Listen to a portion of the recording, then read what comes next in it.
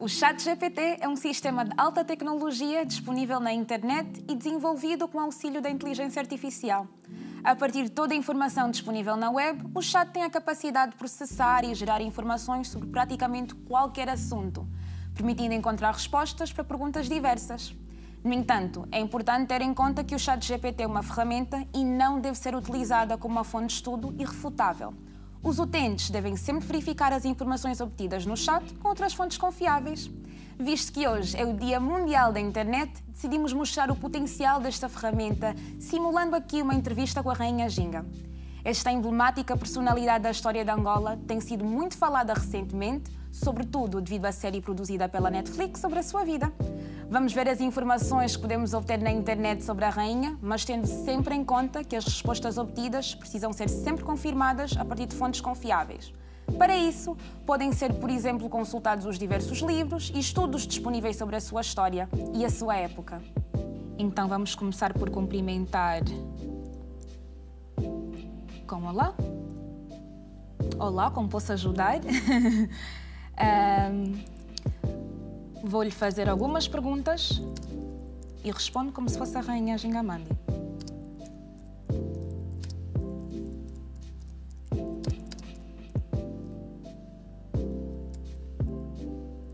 Ai.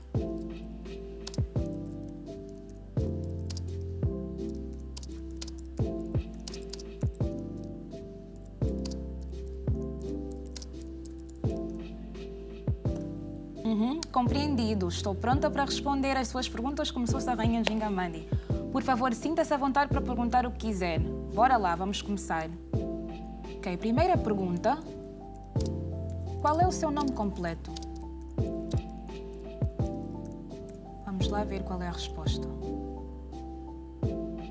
Meu nome completo é Njinga Ambandi, ou Njinga Ambandi Ngola Kiluanji Kia Samba, como também sou conhecida.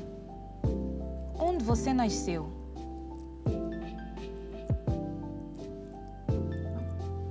Eu nasci no Reino do Ndongo, que fica localizado na região que hoje é conhecida como Angola, na África Central. Agora vamos saber, você foi rainha de qual reino?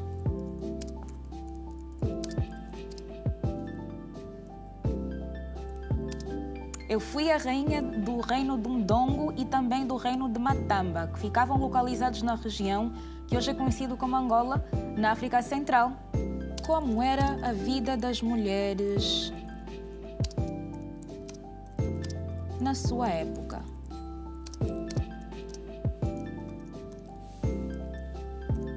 Na minha época, a vida das mulheres era bastante limitada em termos de oportunidade e direitos. Em geral, as mulheres eram consideradas inferiores aos homens e eram discriminadas em muitos aspectos da vida, incluindo a educação, a política e a economia. No entanto, como uma líder feminina, eu tentei mudar essa situação dentro dos limites do meu poder.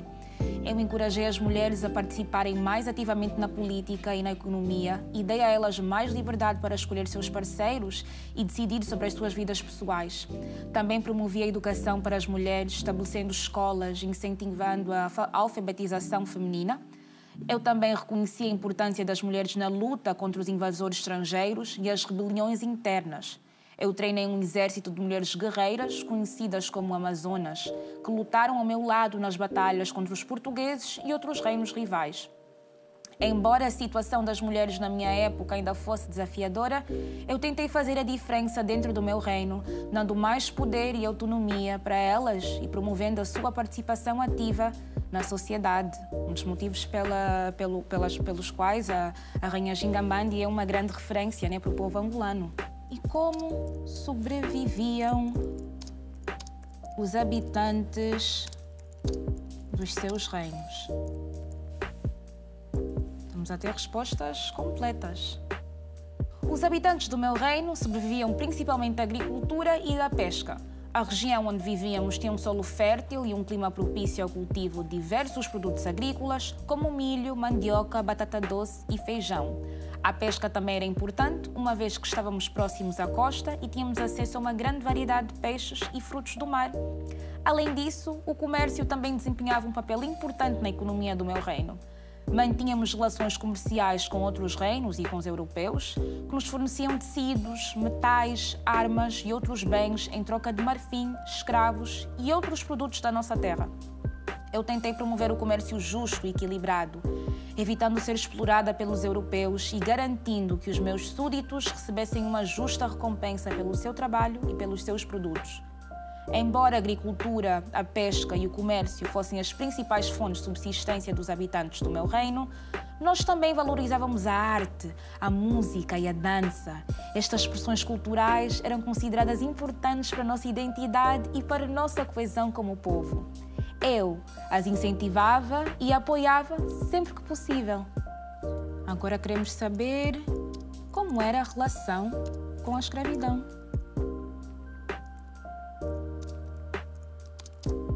A escravidão era uma prática comum na época em que eu vivia, não só na África, mas também em outras partes do mundo. Infelizmente, o comércio transatlântico de escravos africanos para as Américas e outras partes do mundo foi uma das consequências mais cruéis e trágicas dessa prática. No meu reino, nós também tínhamos escravos, mas a nossa relação com a escravidão era um pouco diferente da dos europeus. Na nossa cultura, os escravos eram geralmente capturados em batalhas e considerados uma forma de compensação pelo dano causado. Eles também podiam ser comprados ou vendidos, mas muitas vezes eram tratados como membros da família e tinham algum grau de liberdade e autonomia dentro do seu papel de escravos. Eu tentei limitar o número de escravos dentro do meu reino e promover a liberdade e a dignidade de todas as pessoas, independentemente da sua origem ou status social. Eu também proibia a venda de escravos para os europeus, que muitas vezes os tratavam de forma desumana e cruel. No entanto, eu reconheço que a escravidão era uma prática errada e imoral que causou um grande sofrimento humano e deixou um legado de injustiça e desigualdade. Eu espero que a humanidade tenha aprendido com essa triste história e possa trabalhar juntos para construir um mundo mais justo e igualitário, onde todos possam viver com dignidade e respeito. Agora vamos agradecer, muito obrigada por esta entrevista, ChatGPT, que daqui a nada já confirmamos. Muito obrigada por esta entrevista. Eu que agradeço a oportunidade de ter conversado com você. Que simpático!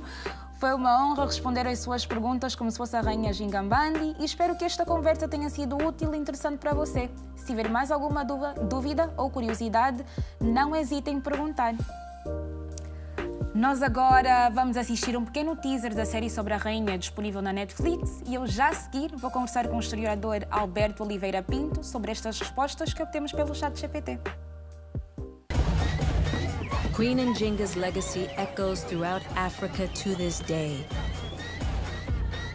It's time we all come to know her name. All hail Queen Njinga! Njinga! Njinga! Njinga! Njinga! Njinga!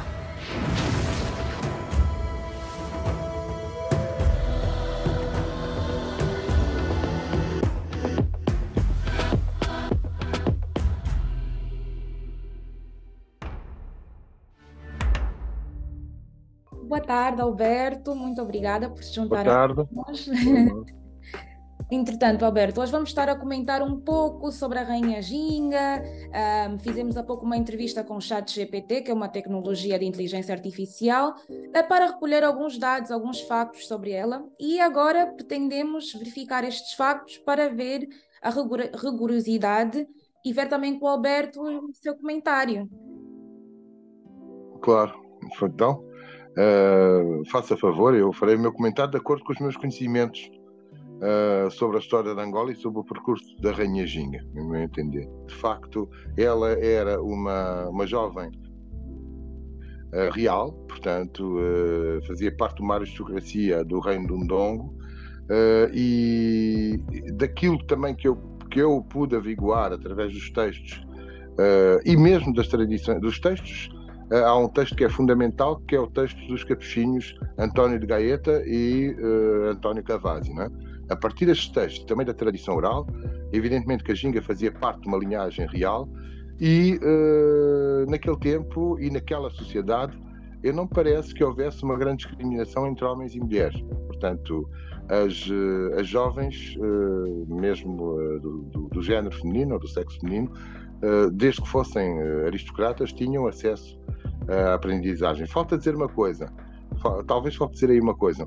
Ela teve acesso também à escrita e à aprendizagem da língua portuguesa, visto que no Reino do Ndongo já havia, embora o Reino do Ndongo fosse completamente autónomo de Portugal, mas já havia missionários a ensinarem quer a língua portuguesa, quer a escrita,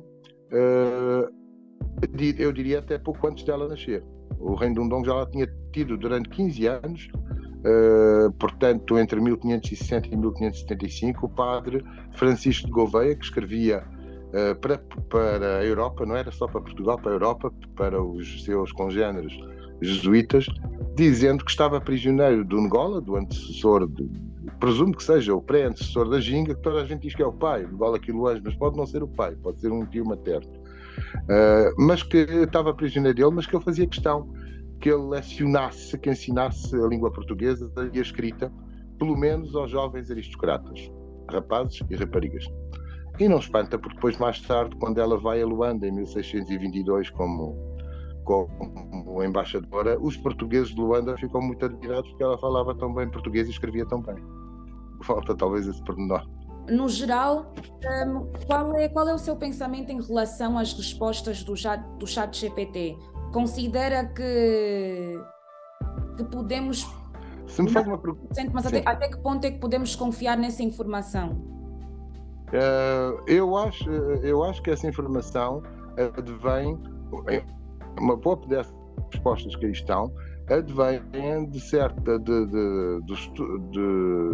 de várias orientações que têm sido dadas recentemente acerca do percurso da Rainha Ginga. Evidentemente que há aí elementos pessoais, humanos, de forma das pessoas pensarem. E se me pergunta no geral, eu há dias tive a ocasião de ler, graças a si, várias respostas que aí são dadas. Se me faz a pergunta no geral, eu digo já um dos pontos que eu vou contestar, e que já o contestei várias vezes publicamente, a título recente. Um dos pontos essenciais é quando é lá numa resposta em que se desenvolve o facto da Ginga, o que está lá mesmo escrito expressamente, é que a Ginga é contra a escravatura, não defendia a escravatura, nem tão pouco que houvesse escravatura no seu... que o tolerou. Isso é, se me é permitido dizer, isso é completamente falacioso. Isso é ver uma pessoa do século XVII à luz dos olhos de hoje. É evidentemente que havia escravos no Reino do Ndongo, evidentemente que ele, como estadista, entrava no comércio de escravos, que era uma mercadoria como outra qualquer naquele tempo, e não passava pela cabeça nem à Rainha Ginga, nem a ninguém do século XVII, fosse africano, fosse europeu, fosse homem, fosse mulher, não passava pela cabeça de ninguém essa coisa da libertação dos escravos.